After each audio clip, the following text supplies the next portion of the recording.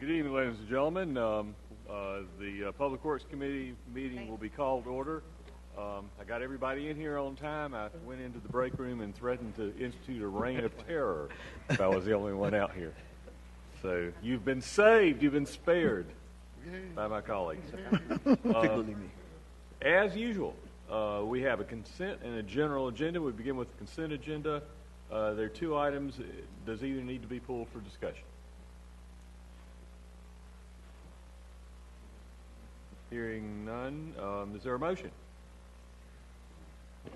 Move approval. All right, it's been moved and I'm not sure. seconded. Yeah, I'd make the motion. Moved and seconded to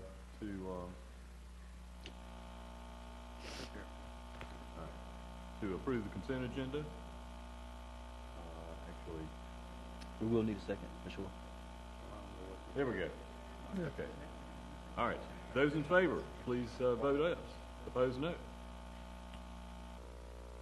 And that's approved. We will now move to the general agenda and item G1.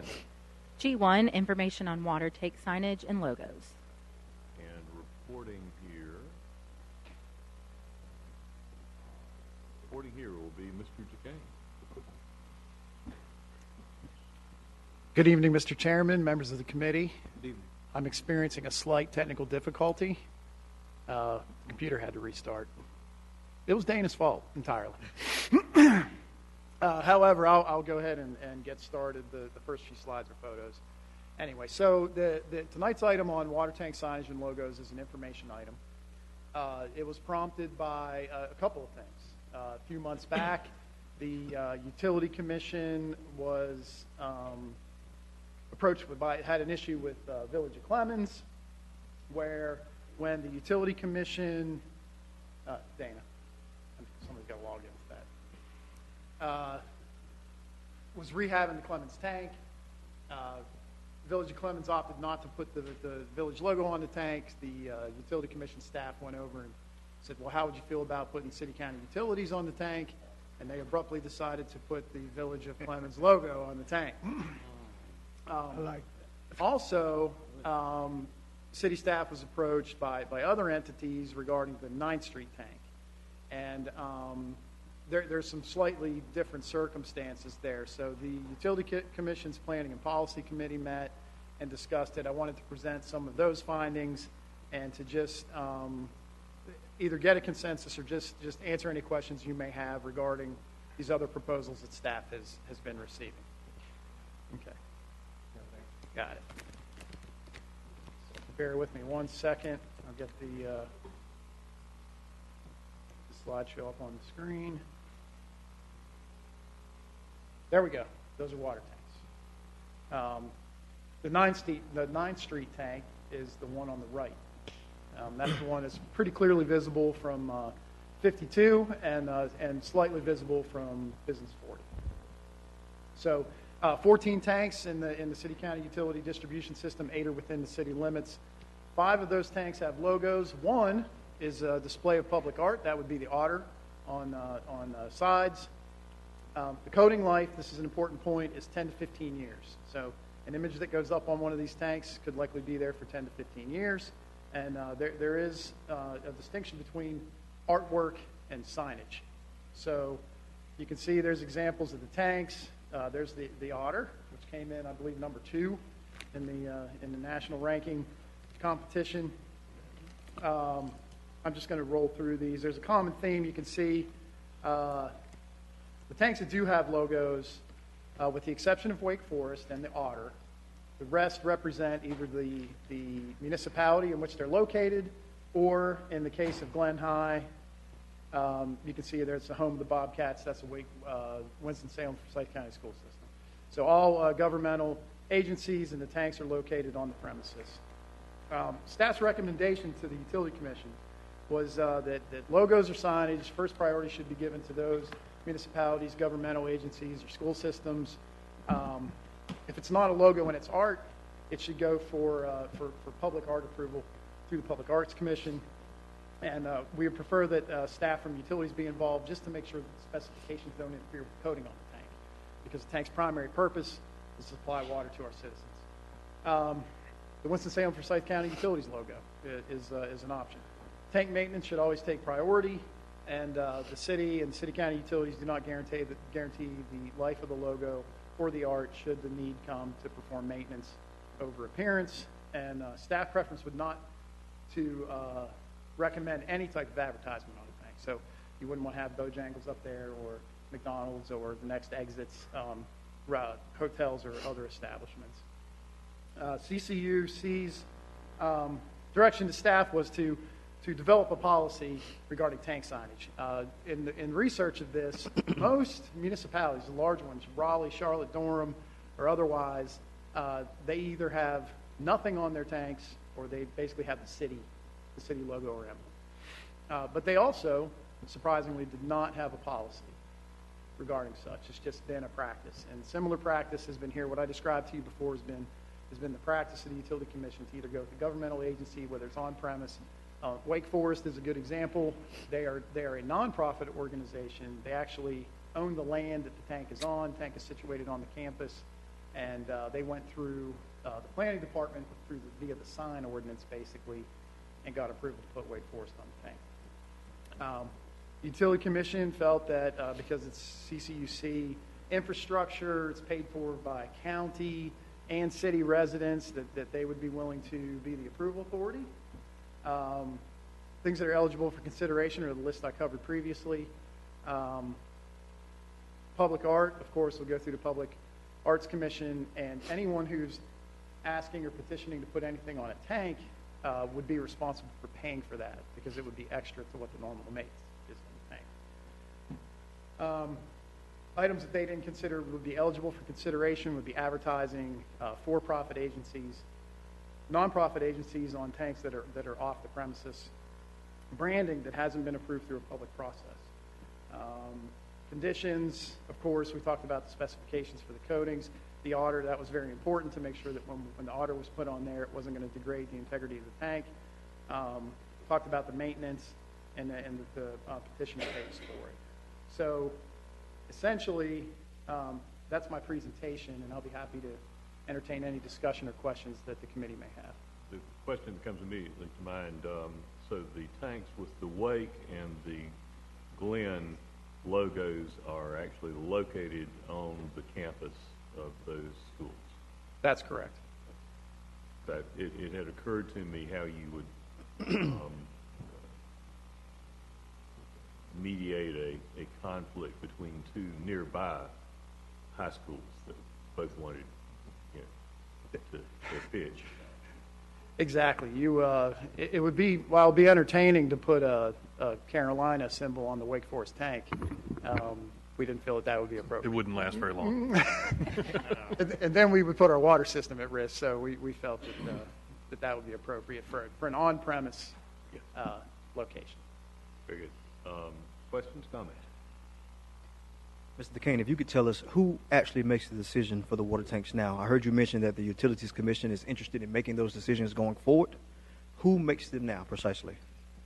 The Utility Commission does make the decision currently. However, it's not set out in any type of policy. Wake Forest went through basically the signage. Nobody from planning here. Wake Forest went through a process through the planning department, but it still was approved by the Utility Commission before it was placed on the tank. I'm always reluctant to punt responsibility to others when I would say like the city council or the county commissioners are charged with responding as a governing body and speaking for the people through elections. And the Utilities Commission is an ad hoc committee that makes decisions, but they were not elected to do so. And I'll give you a case in point. It made sense to do it at Wake. It made sense to do it at Glen. But, we're the city of arts. We're the city of innovation. You have the innovation quarter. You have the arts district. You have sort of like the entertainment section of the community. If a water tower was able to brand a community, then it makes sense for us to make the decision to do so. And I can't say, no disrespect to the Utilities Commission or any other board, I believe that the council or the county commissioners would have a better finger on the pulse of what the tone of the community needs to be or what the voice of the people should be, as opposed to a committee. So I'm certainly not enthusiastic about punting that responsibility to the Utilities Commission. I feel like it's something that we need to decide based on the way the city is moving economically.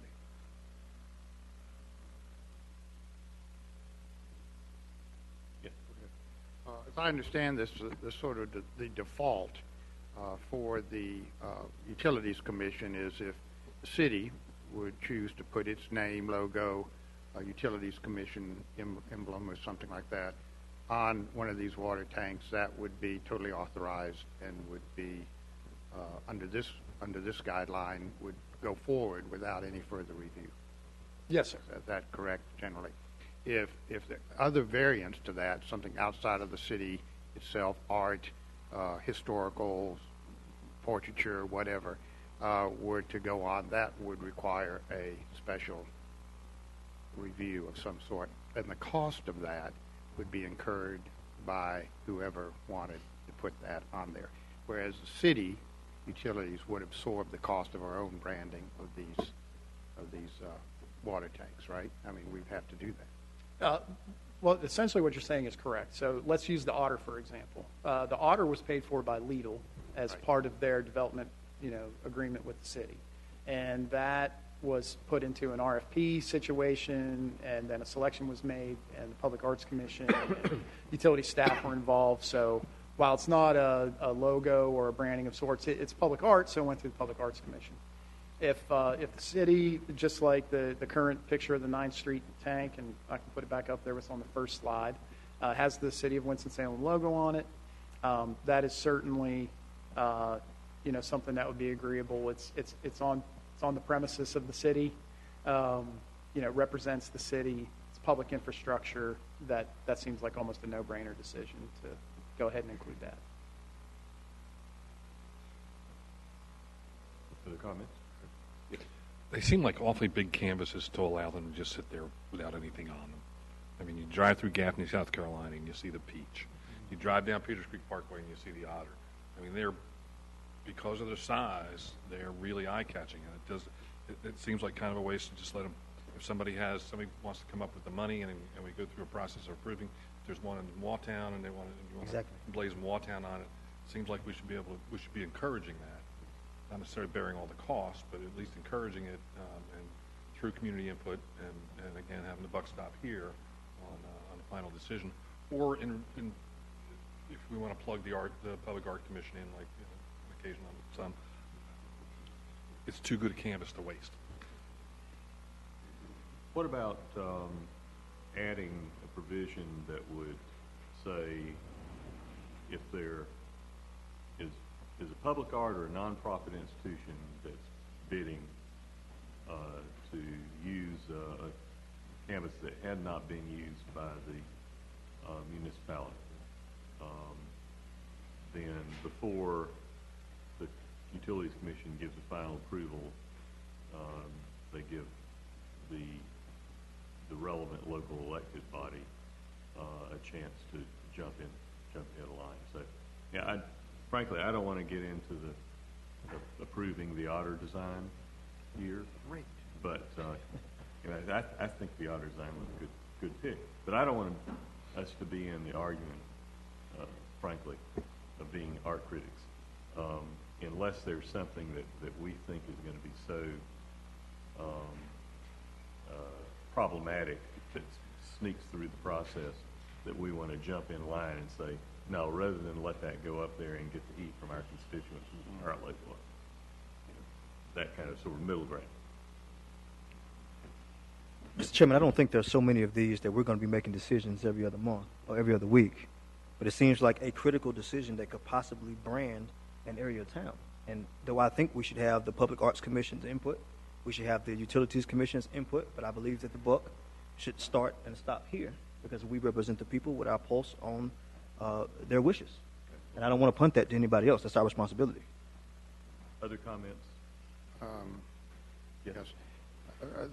These water tanks are the responsibility of the Utilities Commission. The operation and the maintenance is solely in their house. We don't review painting schedules. We don't control even any operational aspect of these tanks. And when we did the Otter down on Peters Creek Parkway, We worked very closely with the Utilities Commission to make sure that it was compliant with their operational and maintenance needs. I think the Utilities Commission has to assume a responsibility for the overall functioning and operation and appearance. I would agree with my colleague, Councilmember Taylor, that I think the buck does ultimately probably stop, maybe not start, but stop with City Council in hopes that we can find appropriate ways to use these to highlight aspects of the city that we celebrate. And they need to be honest, they need to be creative, and they need to be appropriate for us to put them on there. And whether that discussion occurs in this council, it's always a little tricky, I think.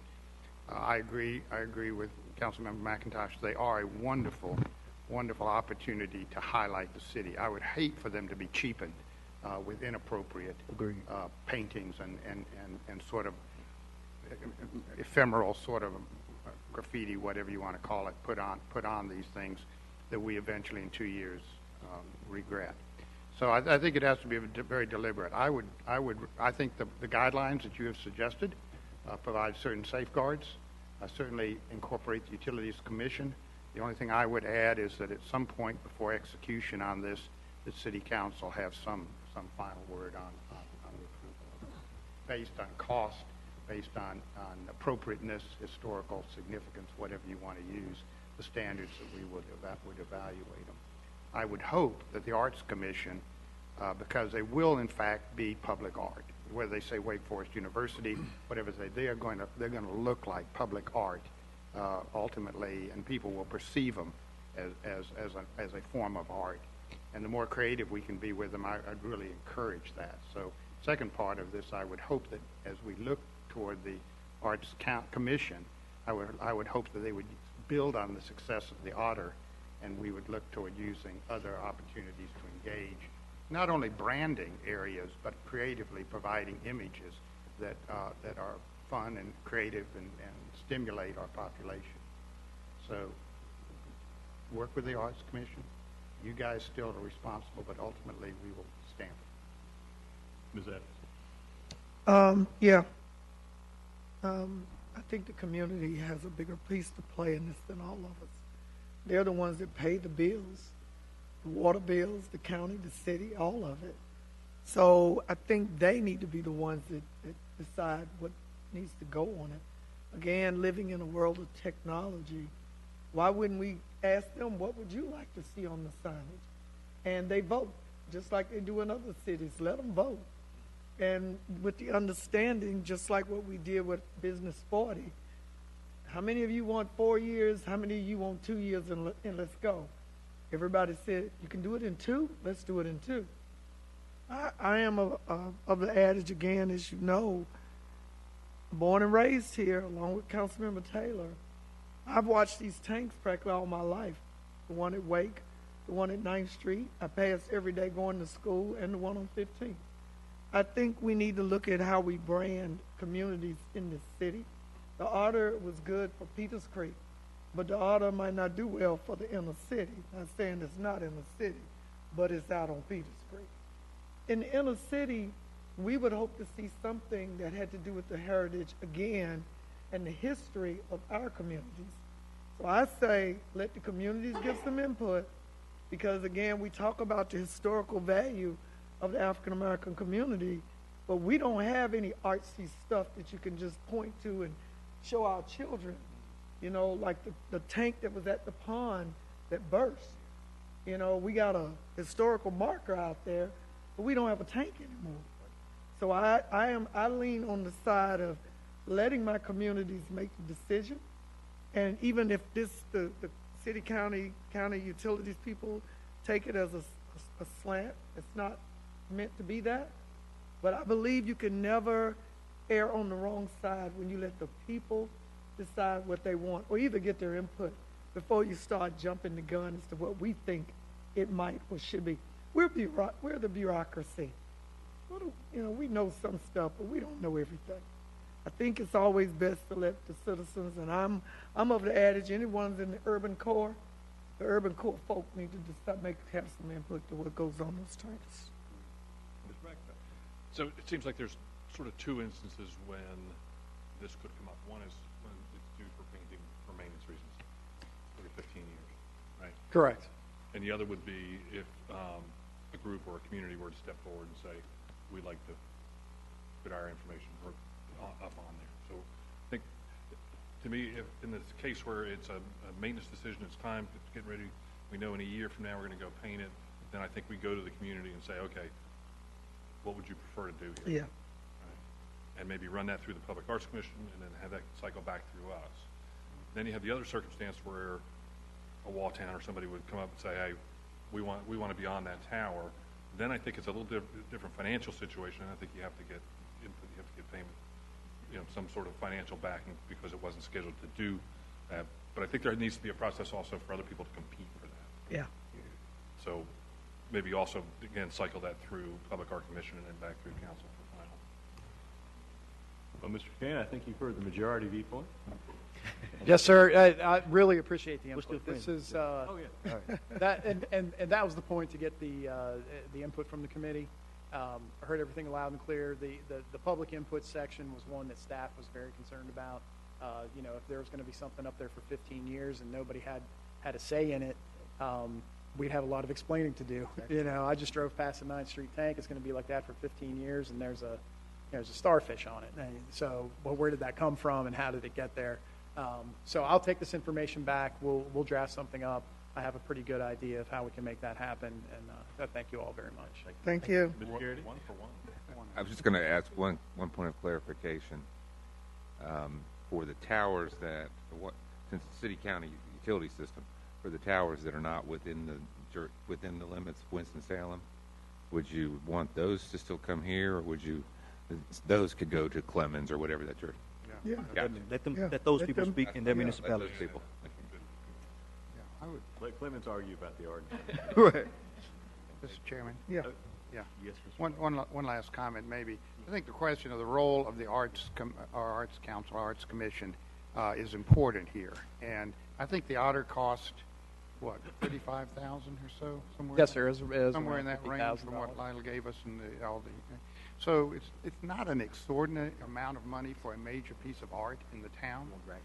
As we look forward, and whether this council is willing, for example, to dedicate a certain amount of money to the Arts Commission annually for the commissioning of work for major public art, may be an option that we could look at as we think about the role of that commission and how they would do it. I don't think we can do it every year, but I do think there's a possibility if these canvases are public canvases, and perhaps the city wants to control what goes on them, maybe we have some skin in the game, and we should put a little bit of money into it and let the Arts Council, Arts Commission help us navigate to get something done. I think they did a great job with the Otter. I think they could do equally good jobs elsewhere in the city as part of the public arts program. Yes. Based on the financial picture we're looking at for the next year, I'm not ready to commit to throwing budget money in. Yeah, but we do make an annual dedication to that. Yeah, we do that, so. Get Raleigh to loosen up. Okay. All right. Well, let's go to Journal Agenda Item 2, please. G2 Sidewalk Program Presentation. Okay. Now, presenting here will be Ms. McCullough and Mr. Kane. Before we go into the presentation, let me check. Have you had a chance to look at the slideshow? Basically, the slideshow talks in depth about how projects are selected for funding, which was not really the question that I raised last month. I had raised the question generally of how projects that had already been funded and approved were prioritized for limited staff time, which is an entirely separate issue. And I had asked for a report back, which doesn't have to be online in the full committee, but a report back on a month-by-month scheduling commitment for a couple of particular projects that are in the Southwest Shore.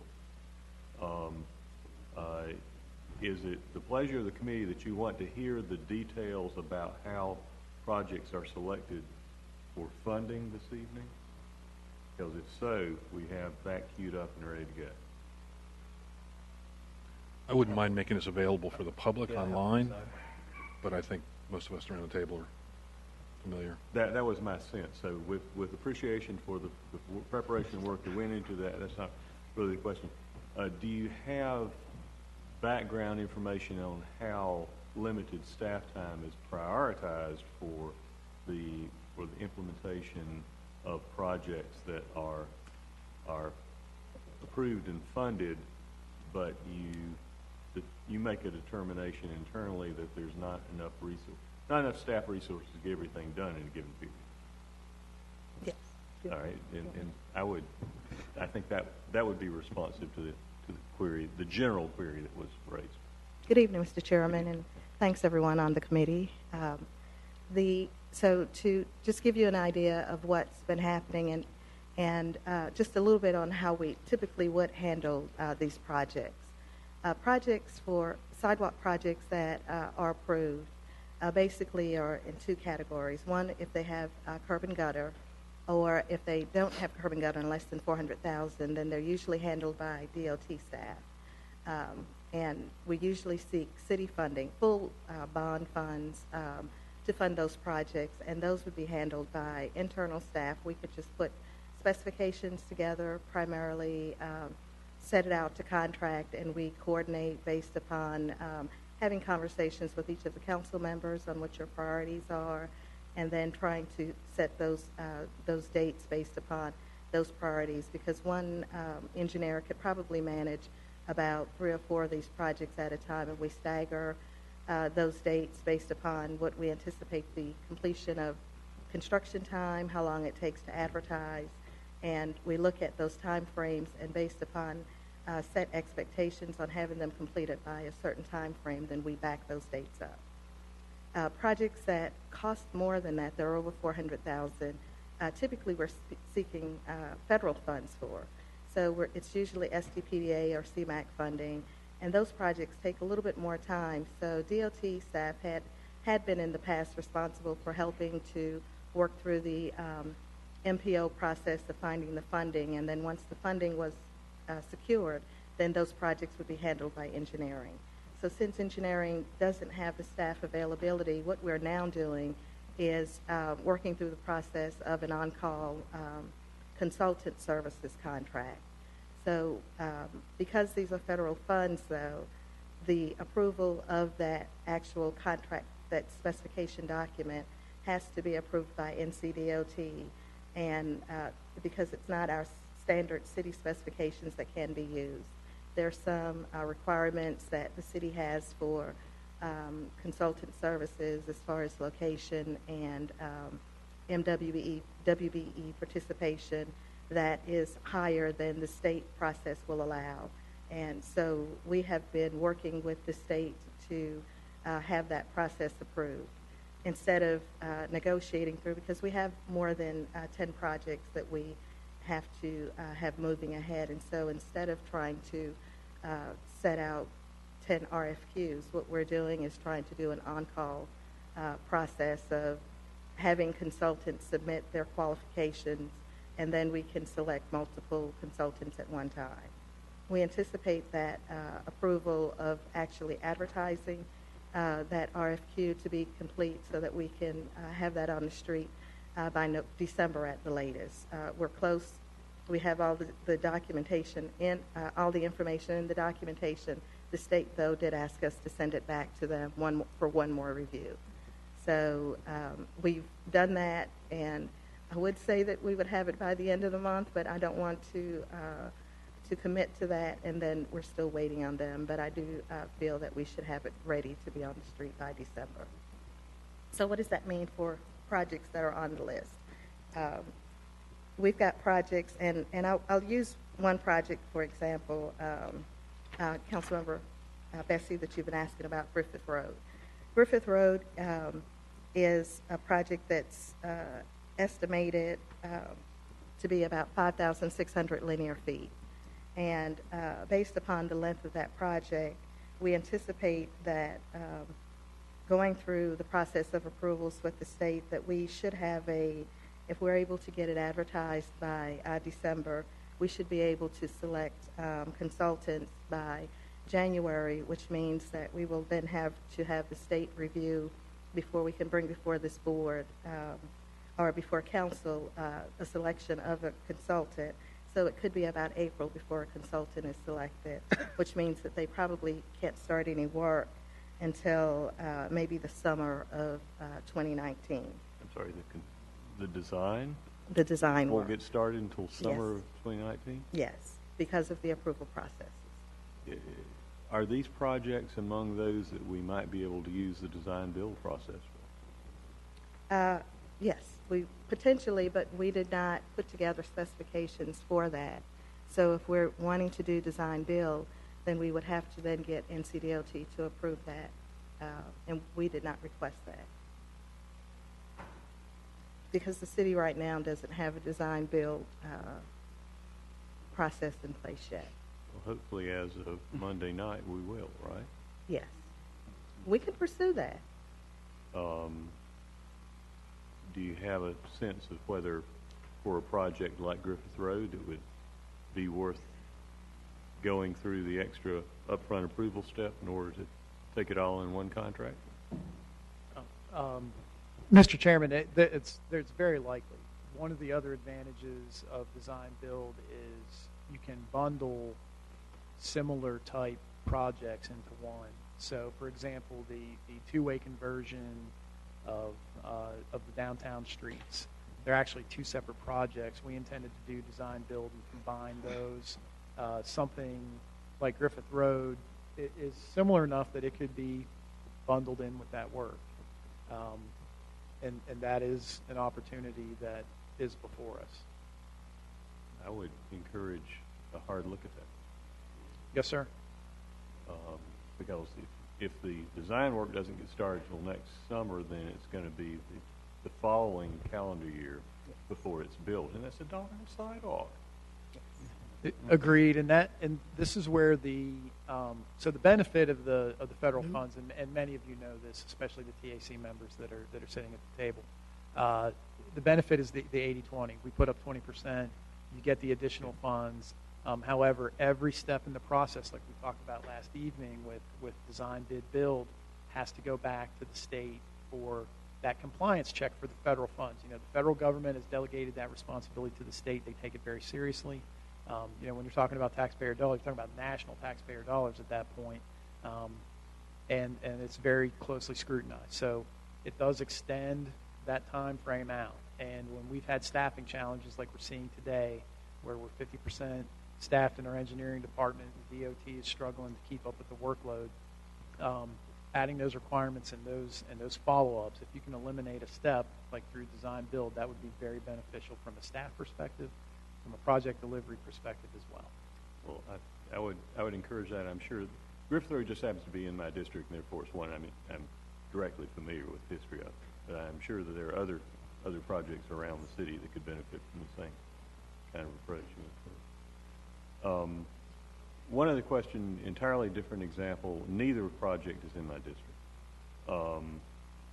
I have been tracking the Brushy Fork Greenway completion closely for 15 years, probably, literally, in substantial part because it would be the main greenway link to a quadrant of the city into the Salem Lake, Salem Creek system, the northeast quadrant of the city. Another good link, the Innovation Corridor Rail Trail, seemed like it sprinted through the process. Was there something that was... Wonder why. Yeah. Was there something that was done that made that move so much more quickly than, say, Brushy Fork? I'm not prepared to answer that question, Councilmember Bessie, but I can look into it and see if there was something that was different with that process versus what we've been following that could help us. That would be useful for us to consider on an ongoing basis. I know why Waughtown got done so quickly, it's because it's all local funding. Yes. I thought it was all because of me. Yeah, there is some credit to be given to Councilmember Taylor, who yes, that local funding will get your jobs done, and for the reasons that we spoke about, and that's a decision that each council member needs to make, for their ward. And I haven't had a chance to brief the manager completely, but we do have some thoughts on how moving forward this year. Tanika and I met today. How to improve our staffing situation through similar type of funding on an 80-20, where you could essentially fund 2 positions with 40% local funds and dedicate that staff to shepherding these type of projects. Those positions will be dedicated to working on projects that are funded in the same fashion, because those funds would have to go that direction. And they could get the individual attention that they need. The pressure could be kept up on the bottlenecks at the state level, or say if we're trying to acquire an easement or an encroachment from the railroad, which is an even more difficult entity to deal with than the state. The chairman and I had a brief conversation about that last night. The railroad can take 7-10 years, and they have one person doing 6 states worth. So I'm not crying that we're not staffed well enough. We're not in that situation, but we have come up with some creative ideas. Of course, I do need to get the manager to approve that, and I have a few questions that need answered. But I think we could really bolster our project management and engineering staff in that fashion. Combine that with the design-build approach. I think we can really get some work done, especially on the heels of the bond approval. That's our mission. Thank you very much for the time. Did other folks have questions? I do want to credit you, Mr. Taylor. You got the Walltown project put in the bond, and it got done because it was all local money. And I learned from your example, and that's why I asked for Little Creek Greenway. I said, kick it out of it had sort of priority position in the SDPDA position. I said, give it to somebody else and let me roll the dice on getting public approval of the inclusion in the bond. So, and public turned thumbs up.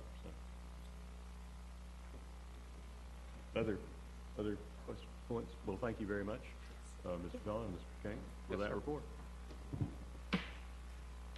Which brings us to what we've all been waiting for, item G3. G3, Dockless Bicycle and Scooter Share Programs presentation. And now, let me clarify the question this evening that was left to us by the public safety action yesterday and the implementation of that act is not the sort of the emergency decision of how do we address public safety issues, but how do we address sort of the longer-term regulatory approach for these new transportation alternatives. And so with the committee's approval, we'll hear the staff presentation, and then we'll give folks who are here to comment on that 2 or 3 minutes each to sort of get their early input. Is that okay with me? Sounds great. And then we can go to discussion. Mr. Burzik. Thank you, Mr. Chairman. Good evening, committee members. Good evening.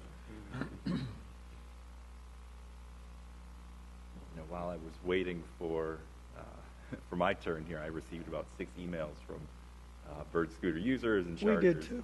Okay. So, Same. So there's certainly some interest out there.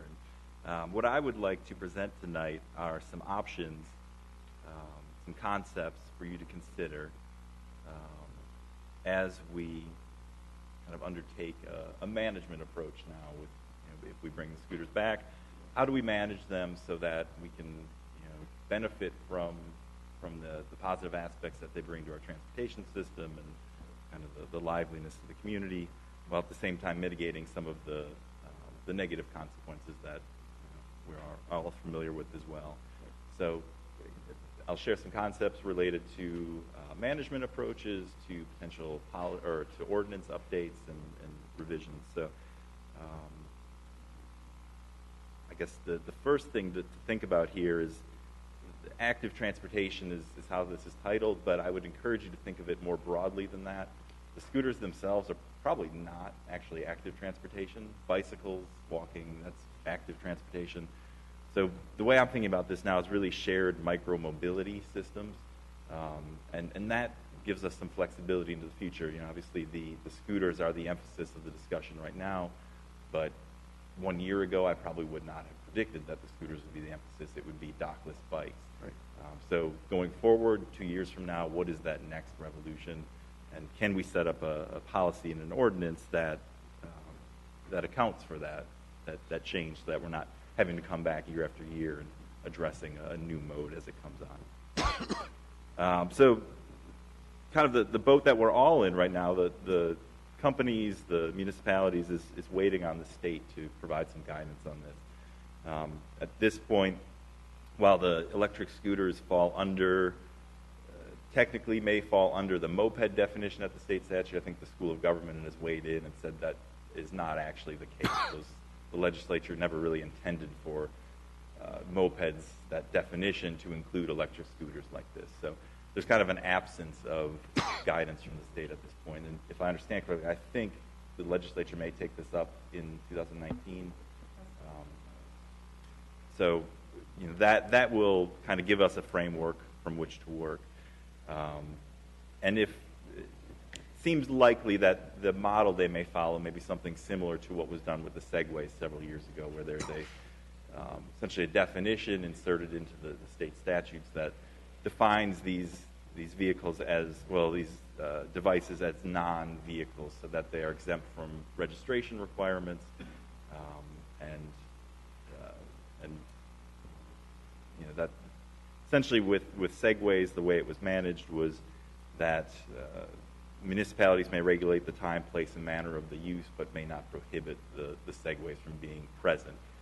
And not that is going to be how the state handles this, but I think the Segways provide a good model for how this could be handled. Getting into the management options at the local level, we've kind of studied how different municipalities have done this, and there seem to be two main approaches. One is a permit application process, and I tend to think of this similar to how we manage sidewalk dining in the downtown area.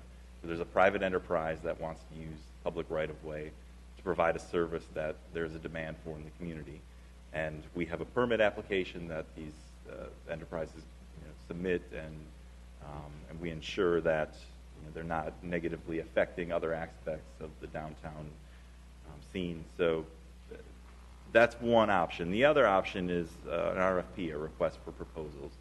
And I know that this is not nearly as common. The permit application process is the kind of the standard that most communities have followed. But I know the city of Raleigh is considering, I believe in the summer of 2019, going through an RFP process to select one or multiple vendors to provide scooters in the city. So that is an option as well. While the permit application is kind of putting the onus on the vendor, to me that the RFP may put more emphasis on the city management side. So it may provide the city with more control over the system, but it would probably also require additional resources to manage that. So there's some positives to each one of those, but each one has its limitations as well. Just kind of getting back to the local ordinances, these are the existing local ordinances that essentially we are using right now to manage the electric scooters, but probably were not written with the electric scooters in mind. So whatever ordinance we come up with, it may supersede these as far as electric scooters go. So the first one was operation of those scooters on the sidewalks. The second is public parks and other publicly owned areas. So these are items that we would address through any additional ordinances that are created for, like I said, the shared micro-mobility system. So the rest of these slides are really some options that are available for our ordinances, our policies, just some things for you to consider as we start in this process now. So first of all, definitions. Since this is a transportation issue, there's lots of jargon associated with it. So making sure that we have good definitions for motorized scooters versus bicycles, the device operating areas. What does rebalancing mean? For those of you who don't know, rebalancing is moving these devices from one area to another as they tend to build up in certain zones.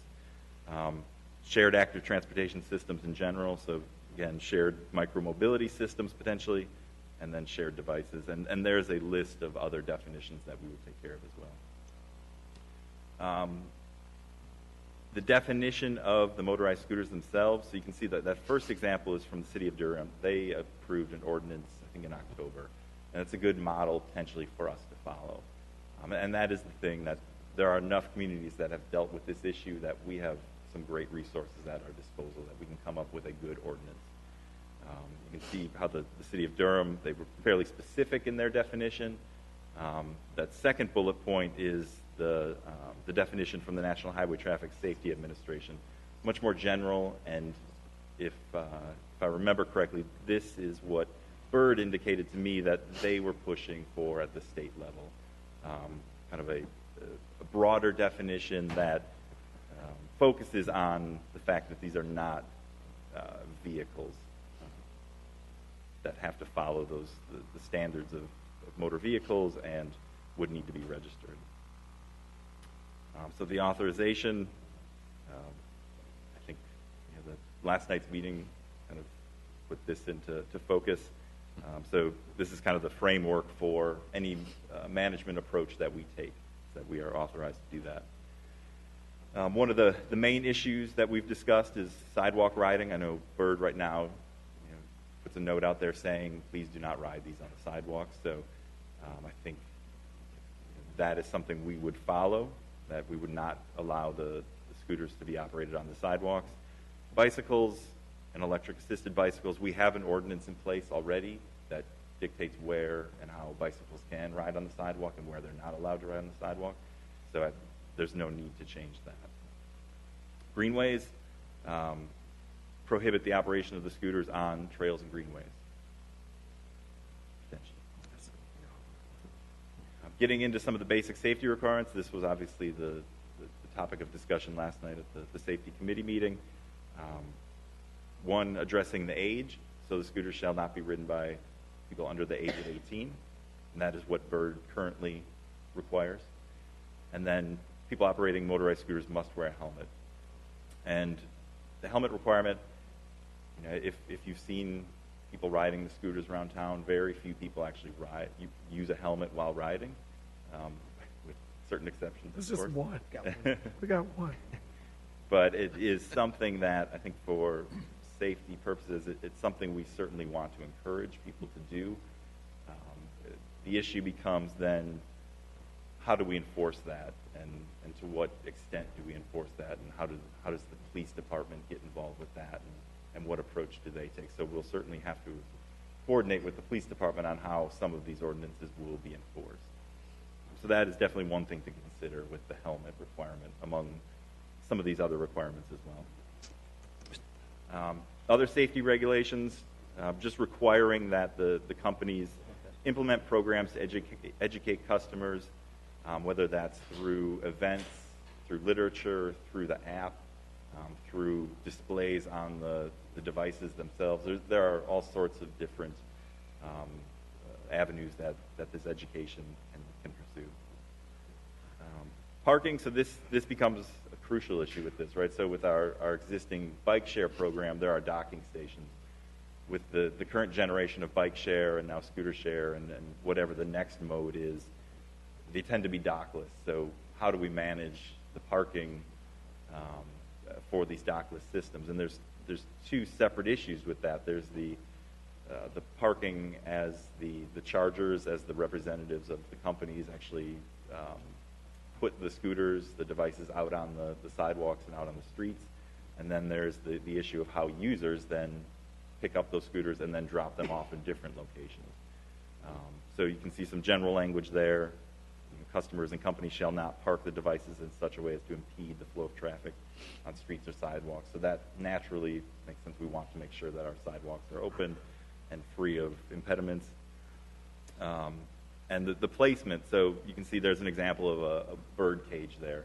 There are all sorts of examples of these types of docking areas that are popping up. So we have good examples of these locations on sidewalks, in terraces, next to sidewalks, in some cases on streets where there are no parking zones. So we can get creative with that. And the good thing about these dockless systems is that we don't need as much space. With the bike share program that we have, requires a fair amount of space. The dockless programs can be, we can tuck some of these devices in areas where normally you wouldn't be able to put share programs. And then, like I said, we can designate those through pavement markings or through other types of corrals. Just some language related to kind of best practice language related to parking. Devices to be collected or disabled every night before 9 p.m. so that nobody could ride after 9. And in the morning that the devices would not be delivered until 6 a.m. Devices to be parked upright. One of the biggest issues will be the responsiveness to complaints, because the companies may be 100% compliant in where they park their scooters every night and every morning, I should say. But the users, they may not be as cooperative. It may take more of an effort to get those users to do that. So in response, we need to have a good relationship with these companies so that they actually go out and address any issues, as either we as the city report them or as other people around town. Maybe if a sidewalk is blocked, somebody will report that, certainly. So we need to have a good process in place for addressing those concerns. And then, we want to make sure that the companies have a method for identifying repeat offenders. So if there's somebody who is constantly riding illegally or parking it inappropriately, we want to make sure that we can track who those people are, and if necessary, revoke memberships, do what we need to do to make sure that the people who are using the system are using it properly. This relates to abandoned vehicles mostly. Bicycles removed if they're parked in the same spot for more than 7 consecutive days. The scooters would be moved if they're in the same spot for 72 consecutive hours. And that's partly based on the amount of use these devices are getting nationwide. So if these stats are still correct, the last I'd heard was that the scooter share was outpacing bike share about 4 to 1. So we would expect there to be a higher turnover rate in the scooters than the bikes potentially. And then just inoperable and unsafe devices to be removed within a day. Other things we would like to see from the device companies, city-specific website. So we want details related to our program specifically here. There may be certain requirements that we have that other communities don't, so we want to make sure that those requirements and those aspects of our program are addressed through that website. Physical presence in the city. So again, that gets back to the need to have a quick response to some of the issues and address those issues quickly. So we want to have somebody here physically. Obviously, 24/7 customer service support on all the vehicles, all the signs, all the racks, making sure that customers, non-customers, anybody who have any interaction with these devices would be able to report issues as they see them. And then to have protocols in place for extreme weather, emergency, special events, so that if we needed the scooters, the devices could be removed from the public right-of-way. Equipment standards. So I know last night there were issues related, somebody brought up issues related to visibility at night. So meeting at least the bicycles, there's the federal regulations that guide bike standards. And then we would want the scooters to comply with similar requirements at the state level. That you see there, the prominently display company contact information on all devices, again, to facilitate that good customer service. GPS capability, so we can track, not we as the city, but that company can track exactly where each device is, and then a unique serial number on all of the devices. Liability issues, so insurance requirements, we want to make sure that companies are properly insured, that they indemnify the city for any liability, and that there's a performance bond in place so that if the city does need to get involved with any kind of maintenance, any removal, addressing any concerns, that can be addressed. So the fees, this is a starting point, some based on information from other ordinances from around the country. So fairly standard practice here. Permit fee, $1,000, and then there's usually a fee at launch for each device. And you can see the differences in prices based from bicycle all the way through scooter. See the fee for relocation or removal when completed by the city, and then an annual permit renewal if we would go through the permit application process. I know this topic has come up. There are certain locations where we may not want the scooters to be, or we may not want these devices to be in general. Because of the technology, there are options for essentially creating geofences around certain areas to make sure that those devices are not used in those areas. So that's one of the benefits of having this technology, is that we have a lot of flexibility and a lot of options for how we manage these programs. On the equity side of things, we want to make sure that everybody has access to these scooters. That if this is going to be a transportation option, that the people who need transportation options are having those options and have access to whether it's scooters or the bicycles. And I think we could set something up in our ordinance and in our policy to ensure that. The data sharing is vital to this. We need to know where these rides are happening so that we can perform some planning. There's a lot of potential cross-benefit between these scooters and bicycles. And if we can get patterns of travel, we can plan for improved facilities on those roadways. It gives us a lot of flexibility and a lot of knowledge. So we can set something up in our policy to make sure that we're getting regular updates on where the trips are happening, what kind of devices, any crashes that are happening, so that we can address potential problem areas. So that will definitely be a part of this. And there are actually third-party companies that kind of serve as the liaison between the device, the shared active transportation services, and the municipalities to provide that data. And lastly, one of the things we'd want to do is regular audits of how the systems are actually operating. I have photo identification and photos of parking there. By that I mean, one of the issues last night that came up was that we've seen a lot of underage people riding these scooters. So I know Bird and other companies have a process in place for scanning IDs, but what we'd want to get to is how effective are those processes, and what's actually happening when somebody scans their ID, and how effective is that at making sure that the riders who are out there are actually 18 years old. So you can see there's a list of other issues like that we would just want regular reporting on, so that we can track those kinds of issues. Let me suggest questions only before we hear public comments, if I may. And Mr. Taylor, you had your hand up early, and Ms. Adams next. Mr. Burchak, thank you for that was a detailed presentation. I appreciate that. I have a comment, but I'm going to get to the question. In no way am I against scooters in any regard. I think they're a viable mode of transportation, so we've got to figure it out. So I'm glad we're doing that. So what I anticipate is, having 3 children, I anticipate that for Christmas, you're going to see these things all over the place. Right now, we're sort of addressing the shared transportation aspect, but for $100 to $300, you can have a scooter.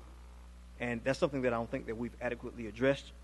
It looks like that in your presentation under the basic safety requirements, it said that motorized scooters wouldn't be allowed for people under 18.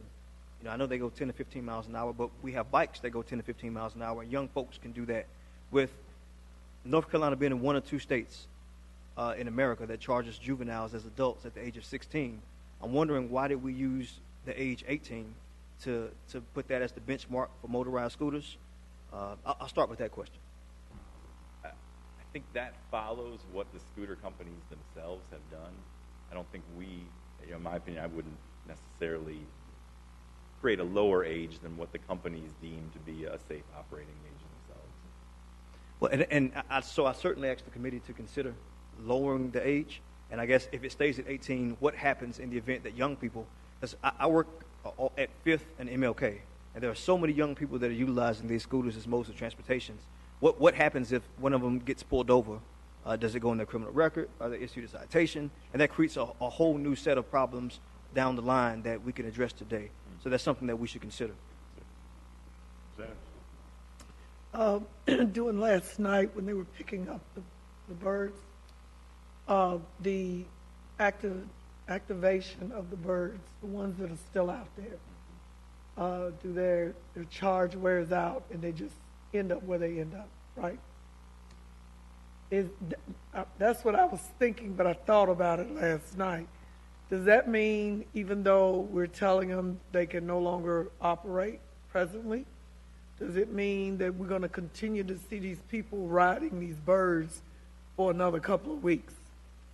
What's the drop dead timeline here? And I can answer that. Good evening, Councilmember Adams. So I sent an email this morning to Bird because there were plenty. I received an email and had a discussion with Bird last evening about the challenge they may have getting the scooters off the street immediately. So on my drive into work, of course, I saw lots of Bird scooters still out there. So when I hit the office, sent an email that said, please have them out of the streets by noon, or city staff will remove them. And so Mr. Taylor and his staff was gracious enough to go out at exactly 12:01 and begin removing scooters. We have not picked them all up. Bird still has an opportunity to get out there and get the remainder of them, but we have impounded those that we've collected at the Lowry Street facility. Do we know how many they have? Exactly. I mean, I know we think we know, but did they give us a number? What? That's why I asked that question, because I continue to see lots of young people lower than 18, maybe 12, 10, riding the scooters today. And I saw them accumulated in areas still, 3 to 5. And in my mind, I'm going, okay, so when does the activation stop that these scooters die, like batteries or something, and they're just there? And how many do we have? Because nobody ever said how many we have. With the committee's indulgence, I'm asking that we limit questions at this point to the presentation, and then we'll have an open, but I want to give the public a chance to make comments this evening. Is that okay? All right. Other questions about the presentation? First. My question was, can we lower the age? And I want to make sure we get to that point. That was a direct question that I didn't receive an answer to. I think the answer is yes, we could. Then that's an open discussion item as to whether that would be a good thing to do. Well spoken. Good work. Thank you. All right. Thank you. Yes, Mr. Larson. Let me ask a couple of basic questions. How does this relate to state driver's license vehicles? Are we making any connection between the licensing and road courtesies and laws? If we're putting these things on the open road, are we having any kind of linkage between a driver's license and age? I mean, I think it's a question to be answered, and I don't know necessarily we decide that tonight, but I would be asking as a mechanism or a threshold for what kind of authorization to be on the streets we might want to consider. The idea of night driving with the lights that I'm seeing currently, I'm wondering why we're setting 9 o'clock, which is a late, dark time of day, and why we're not initially looking at these as daylight operating vehicles and avoid the whole issue of night issues with these things, which includes getting them off the street, scheduling, maintenance, and whatever. See, when we push it to 9 o'clock, I'm a little concerned about that, particularly this time of year, as to what that might mean. I'm also curious as to why, for bicycles and stuff, we can have docking and control points, and for these scooters, we're only willing to give launch points for those instead of required docking points. We seem to be willing to say you can pull them out from a certain area. We're willing to create a bird cage in which they depart, but we're not seeming willing to say they have to be returned to a specific location. And I think that somewhere along the line, one of the problems that we experience is, as Councilmember Adams would say, they run out of batteries and they get thrown on the side of the curb. And I think we're going to have to figure out a way to deal with the end of the journey as well as the start of the journey. And lastly, I would agree with Councilmember Taylor in that I do think we have a slight difference between a business-operated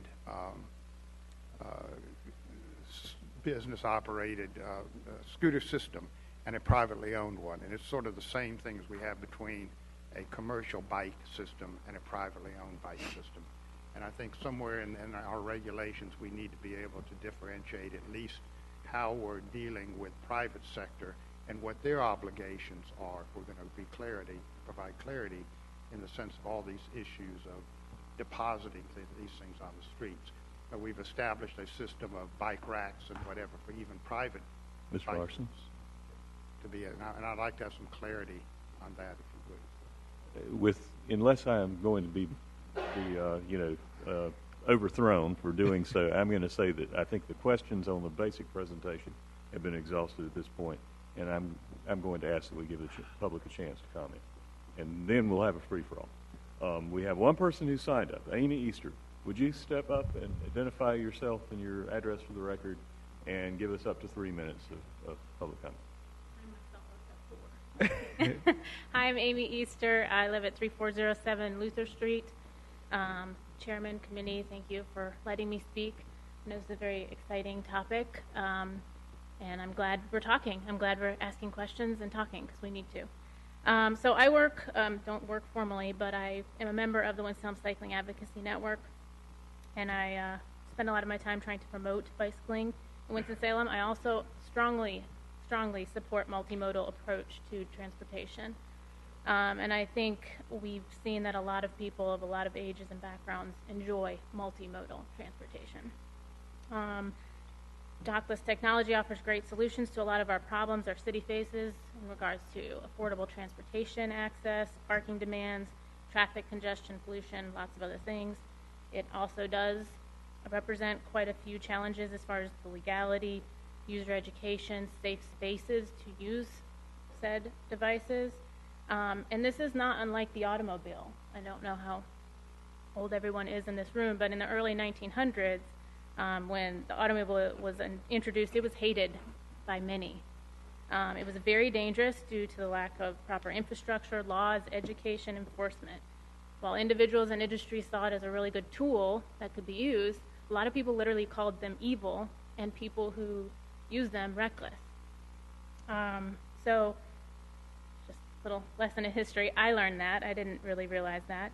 And it kind of sounds familiar. Despite that, the city of Detroit actually responded with dedicated effort to solving the problems that arose.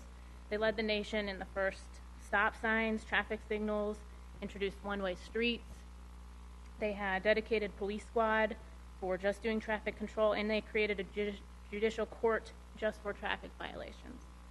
They drew national attention for using street paint to designate pedestrian crossing areas, designated parking areas, and etc. So they embraced the new technology and drove the innovation and progress in a positive direction. And that resulted in better streets, blah, blah, blah. Many of us probably enjoy the safety and ease of using an automobile today. So I see clear parallels between that history and what we experience today. People see bicycles and scooters as something that gets in their way and they perceive to be dangerous. And I think there is solutions for every problem.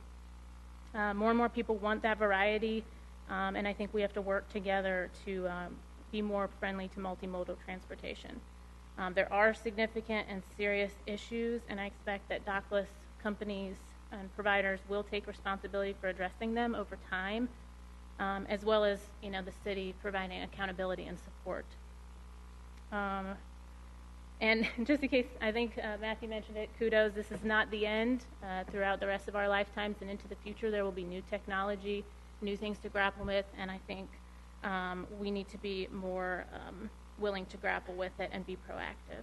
So I fully support the proposed ordinances. I have additional questions and suggestions around them, but I think they're a critical first step towards providing the structure and accountability needed to effectively manage this new technology.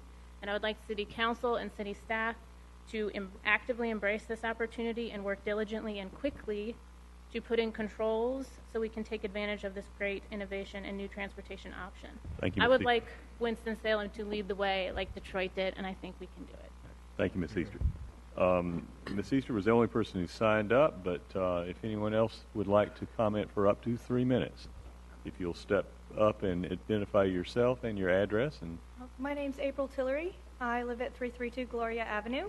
okay. I just got that house. I'm very excited about moving to the Washington Park area. I have been an independent contractor for Bird since August. I started as a charger. I'm now a mechanic. I may be able to answer some of y'all's questions, like Ms. Adams' question. It takes about 3 to 4 days from 100% to 0% for that scooter to die. Thank you. There was another question about the amount of scooters here. At one time, we had 1,250 in Winston-Salem. Now, I'm going to estimate, I was talking with my boss, my fleet coordinator. She said that there is probably around 800 still here, with about 200 that are probably damaged. The damaged ones, the mechanics, we pick them up 24/7. We are always going. We're always picking them up. We have a storage unit. I started at 6 a.m. this morning when I found out the ban. And I have a Dodge Caliber. I picked about 22 up, dropped them off at our storage unit, and I just kept going.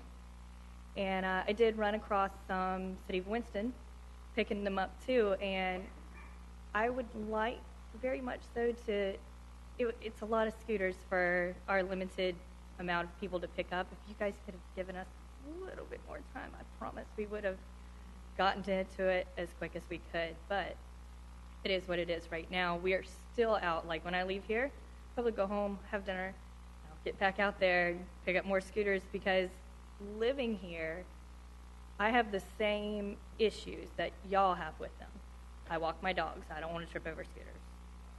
I don't want my son. He's 15. I actually don't want him on the scooters because they're designed to be in the road. When he drives, learns to drive, maybe we'll talk about it again. But when I drop him off at RJ Reynolds, there's scooters everywhere, and I'm like, how these kids, they don't know the rules. They're very young. Half of them don't have helmets. Bird does provide free helmets. Pay shipping. That's about it. It was about $1. I have one with me. Not everybody wears them. Adults don't even wear them. I wear mine. I like my head in one piece. Me too. All of those issues that you guys brought up and talked about today are the same issues I have. And I run the Facebook group for the chargers and mechanics. There's about 175 of us that I'm aware of. We do see the issues. I take a picture. I post it. Somebody runs out to fix it. We're trying hard to self-regulate almost. So, y'all have any questions, I might be able to answer them. All right, well, if you'll stick around, Ms. Tillery, thank you for your comments. It was helpful. Is there anyone else who would care to give us up to 3 minutes of comments? You've got a hand there. If you'd step forward, give us your name and address and your thoughts, please. My name's Kenny. I live out in Kernersville. Kenny? Kenny Colditz. I live out in Kernersville. Okay. I'm an airplane mechanic during the day. I found out Bird a couple months ago. Started as a mechanic. I enjoy it. I came out of a restaurant one night and I saw one. I said, hey, let me try it. I turned it into a 5-year-old real quick. It's that easy. It's a lot of fun. So I started getting more interested in it, became a mechanic. The reason why I became a mechanic, my dad, he's a veteran, a little disabled. He enjoys working on stuff. So do I. So when I got the mechanic job, I said, Dad, check this out. He enjoys the heck out of it now. He's out of the house. He's in the garage. We enjoy it a lot. We also, he just spoke of self-regulation. I see some of the pictures, even when I'm out in downtown with my girlfriend having dinner, if there's one on the ground, I go pick it up, set it up. We're trying as best we can. Some of us, I heard about the ban this morning too. I was at work a little before 5 o'clock, around 5 o'clock, and we just didn't have enough time. I don't get home till 3:30, 4 o'clock. So I apologize for it. We're still trying to get them. Yeah, doing as best we can.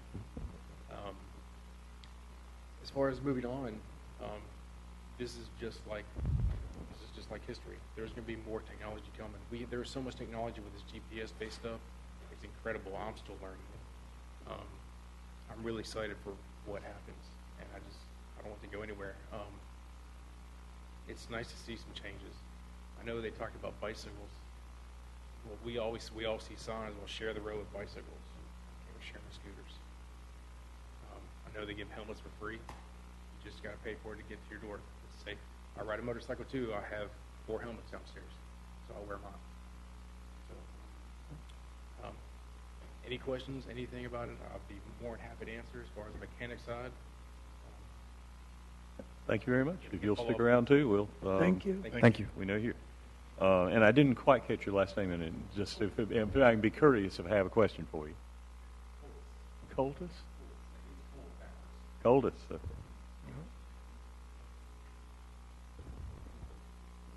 Thank you. Anyone else? Okay. I think then we're in the discussion and question combination stage, with the goal, as I understand it, to be giving staff some direction for drafting, with the anticipation that they'll be reporting back in January. I have a couple of questions and suggestions, and we'll just go back around, if that's okay.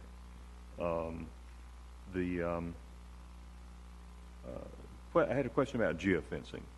Let me start with staff, and if staff doesn't know, perhaps the bird rep does. Does the geofencing provide a capacity to disable a device that strays into an off-limits area, or cut the engine out?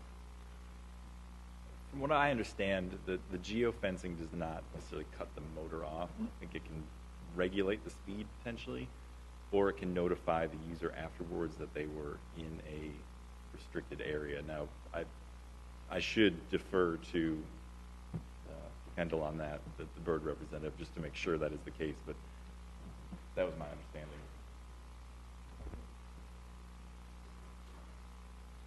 Hi, Kendall Miller, 613 South College Street, Charlotte, North Carolina. With geofencing at this time, the technology allows you to go into an area with the bird. You'll get an alert and a notification. And just like Matthew said, we're testing out the technology in Santa Monica where you can lower the speed. But at this point, you still can go into that geofenced area and you will receive an alert. At this point, though, you cannot end your ride in that area, so it's to your benefit to not park it in that area, or you'll just be charged. All right. How precise is the geofencing? Can you can you limit it to the streets? Can you limit it? Can you put, say, parks and greenways off limits? We can, and that's something that I can work with the geofencing team on. I just don't have that information, but I can look into it. In Raleigh, for example, we found a lot of scooters and parking decks, so we just geofenced off those main parking decks we kept finding birds in. So from that, I would assume that that's definitely an opportunity that we can explore. All right, thank you. You're welcome. Question for staff regarding enforcement.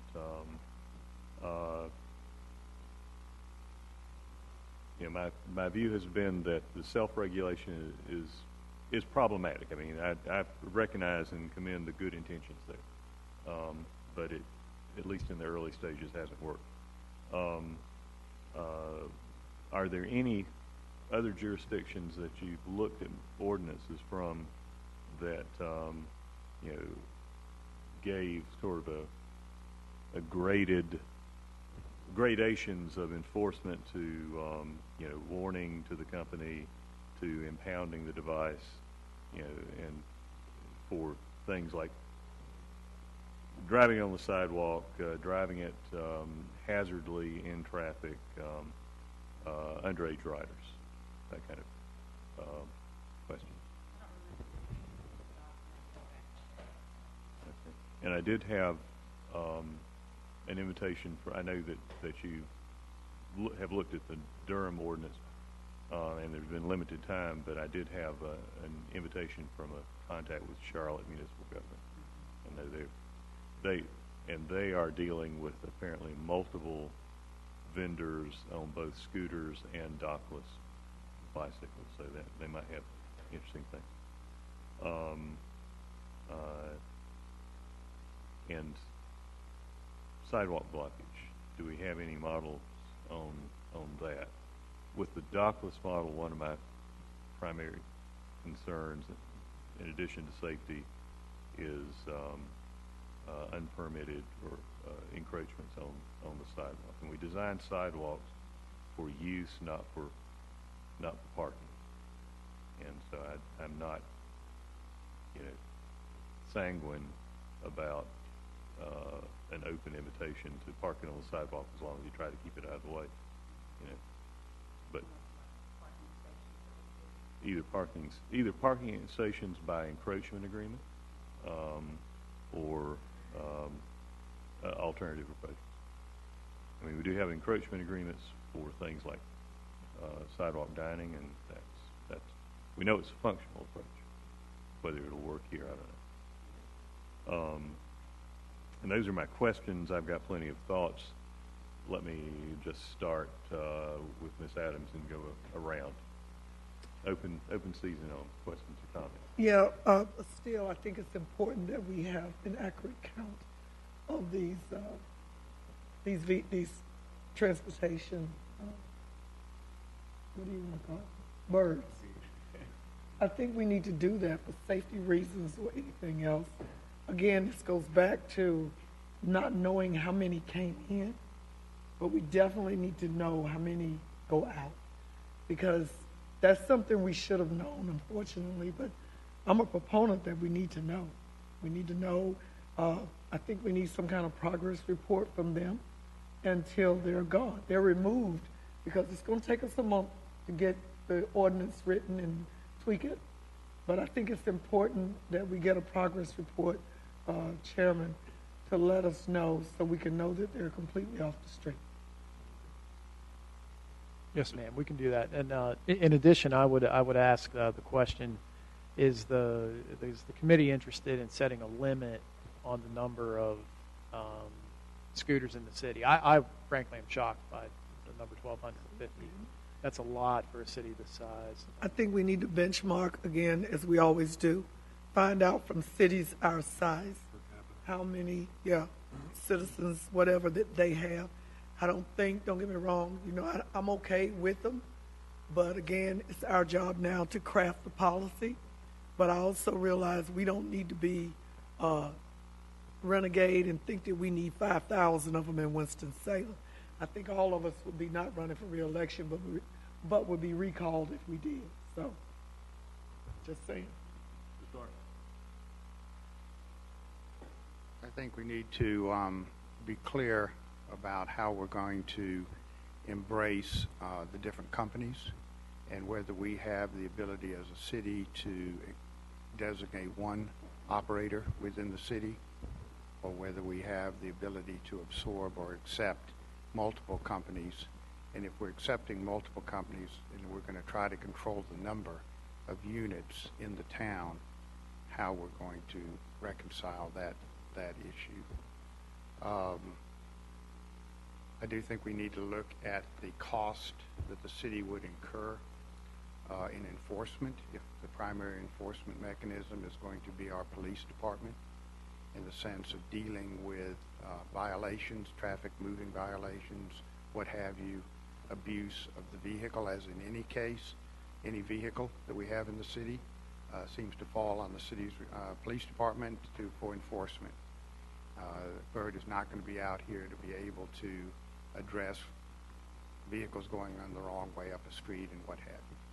So we have an additional responsibility on our police department. I'd like to get some recognition of that.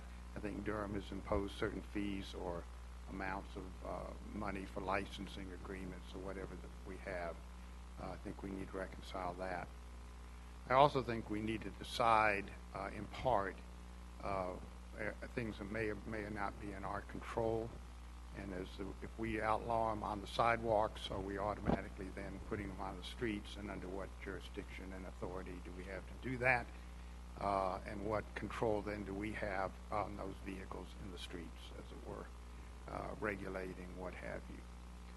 I do think there needs to be some standards of operation, some thresholds that need to be met for the people operating these, and that's why I'm asking about the licensing agreements.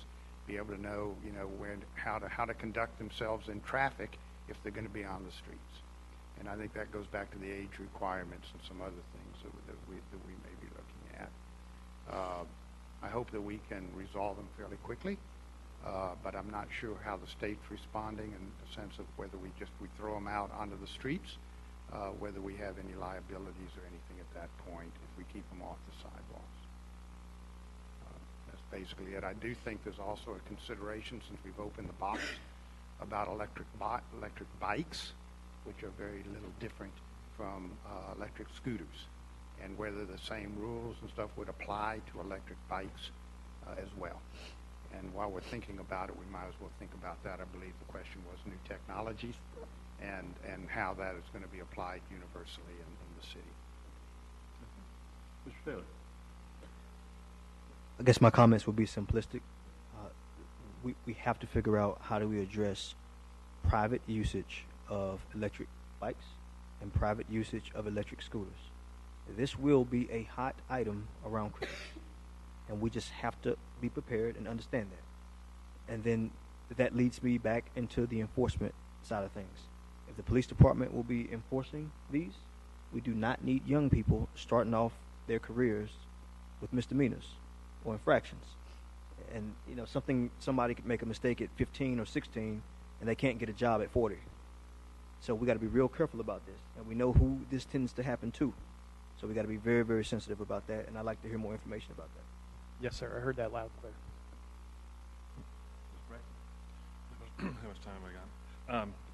I want to start by sort of framing where I think we are, and then I've got a couple of questions for staff, and then I've got some suggestions on things I want to get information back on. When we started out with when they dropped, there was a lot of consternation about the method of the insertion into the city, which I think was valid. It was brilliant, but I think it was a little over the top. And then helmets and sidewalk usage were the big items. That changed, in my opinion, about 10 or 12 days ago when the hack came in and we started seeing younger and younger kids on it. That's when the behavior deteriorated, and we started to get emails around people driving in and out of traffic, darting across. That was a significant change, and I first noticed it on Veterans Day. And that is something that I think is completely the responsibility of the operators, of the companies. If that problem can't be fixed, I don't think we let it back on the street, period. Because that has got to go away. Because right now, that's the most dangerous thing that we're facing, is underage scooter riders. So I think it has shifted. I think we need to deal with all those, but to me, that's the most important thing to solve right away. My question goes to, if these are non-vehicles currently, right? They're the state says that they aren't vehicles. I think there's an argument that they're vehicles. The question is, are they subject then to the registration requirements with DMV?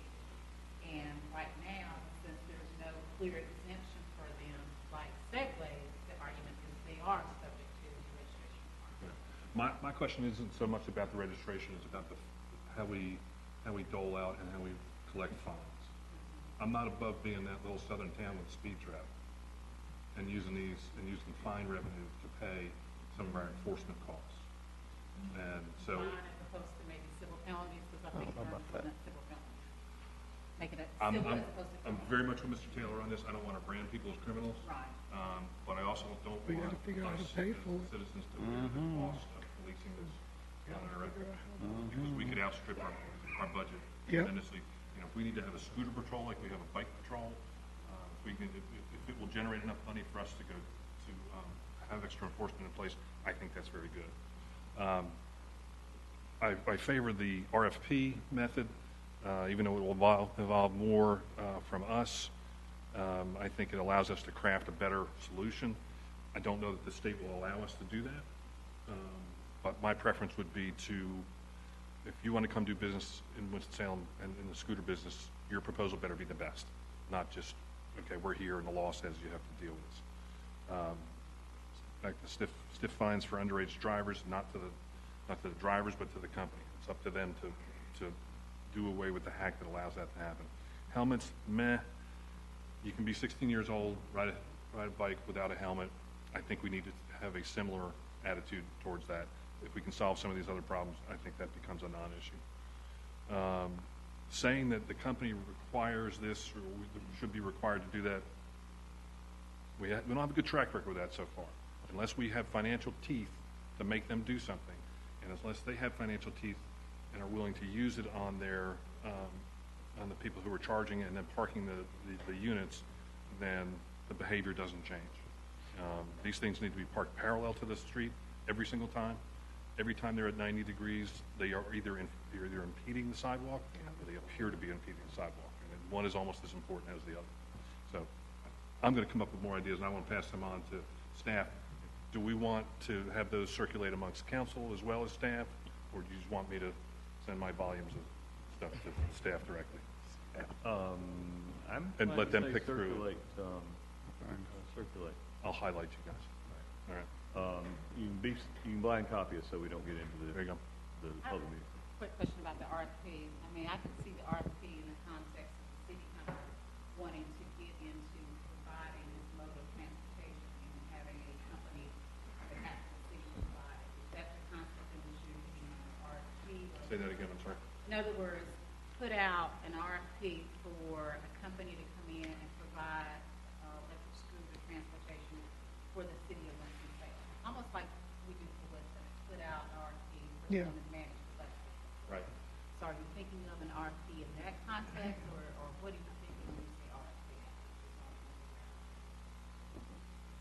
Rather than just have a list of don'ts, to me, having an RFP process will allow us to have a list of do's.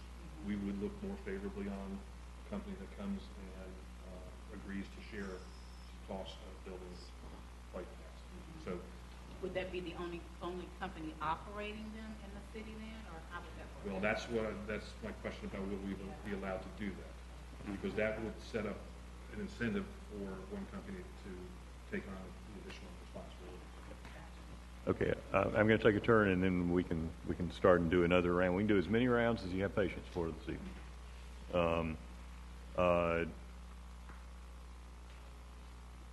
In addition to the increase I had earlier, I'd like to ask staff to prepare a default option for us to consider in January on the assumption that we do not have extraordinarily rapid response from the legislature. How do we handle things if we move forward with our ordinance? And I would suggest if they haven't regulated it as a motorized vehicle, let's work from the assumption that it's not so regulated until they tell us it is. Chair, big sweepstakes. I know. Yeah. But they got money. They keep leaking through the fences, the sweepstakes, and I have no good word to say about sweepstakes operations. I don't want to actively discourage the scooter alternative. Whereas I'd like to close every sweepstakes shop tonight. Haul their machines off and throw them in the landfill. Anyway. Tell us how you really feel. It's a matter of public record.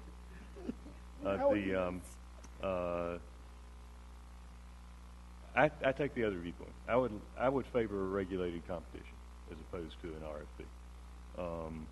I don't want to discourage innovation here. I have to give Bird credit; they forced the issue. I think if they had been more careful and phased about their rollout, we might not have been in the seat where we are this evening. But it's the pros and cons of using the market.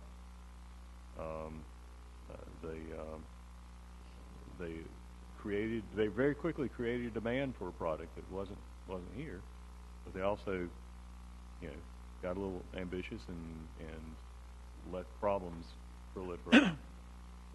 And when you're using a business model that relies on a workforce almost entirely of part-time contractors, that's what you're going to run into.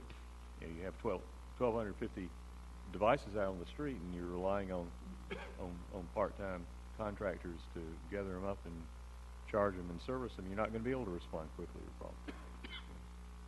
Anyway,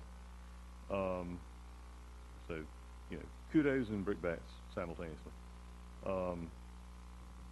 But I wouldn't want to choke off the innovation, Carter. So I don't want to go.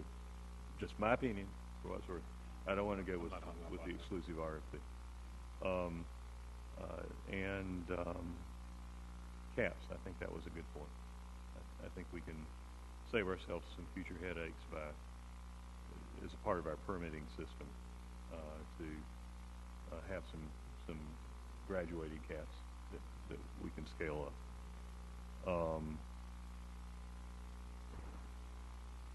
And those are my initial thoughts. Back to the round. Ms. Adams. I'm done, Chair. Okay. Mr. Larson.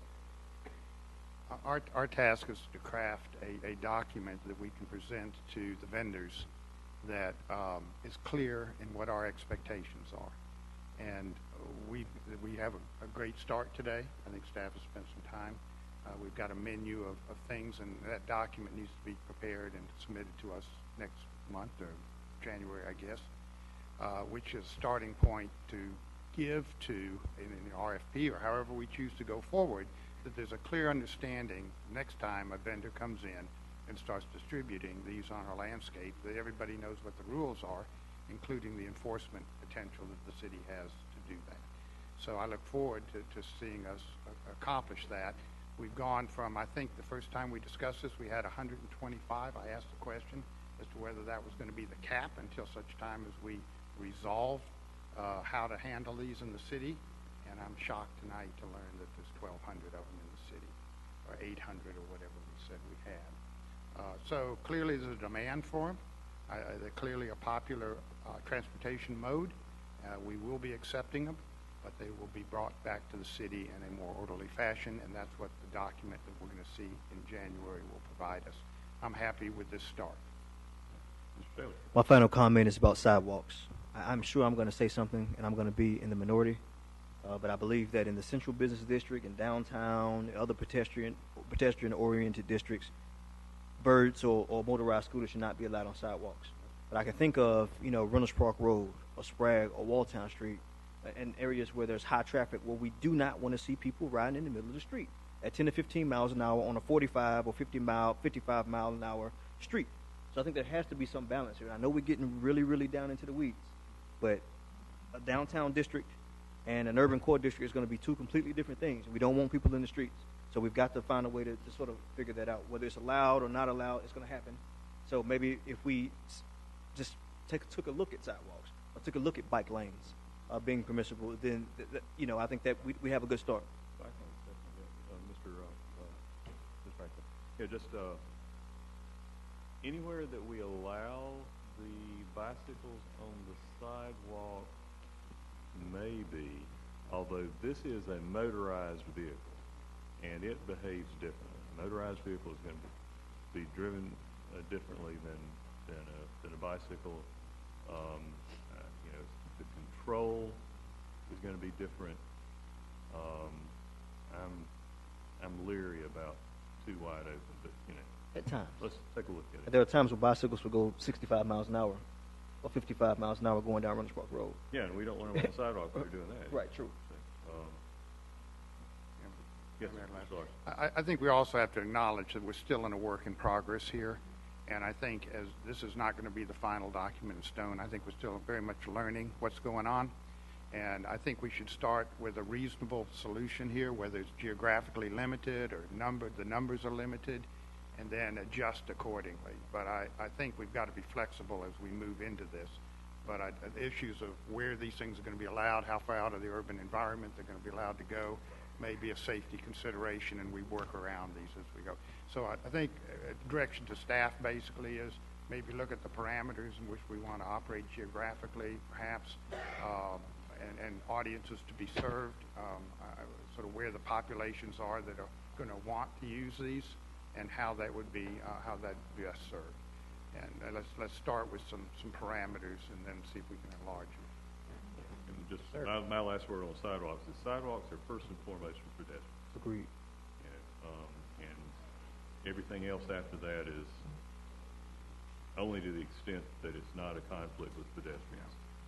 And with your excellent point that we need to take into account the private scooter traffic as well as the commercial scooter traffic,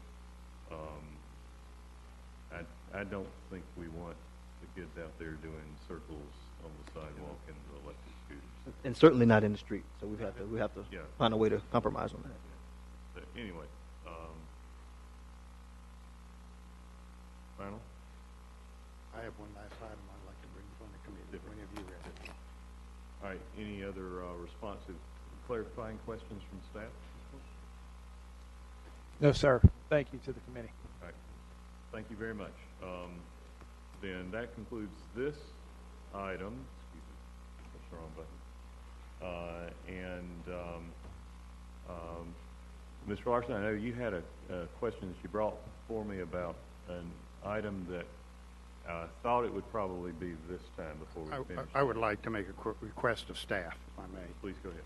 I've received a series of requests from constituents dealing with this container dumpster